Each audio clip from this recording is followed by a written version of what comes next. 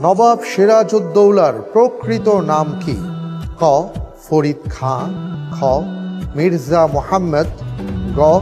ইব্রাহিম, ঘ. শাহজাহান।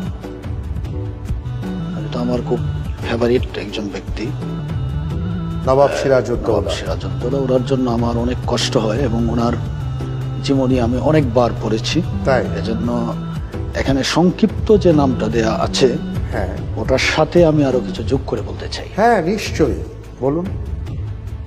মনসুরুল মুলক শাহ কুলি খান মির্জা মুহাম্মদ হায়বত জং বাহাদুর সিরাজউদ্দৌলা।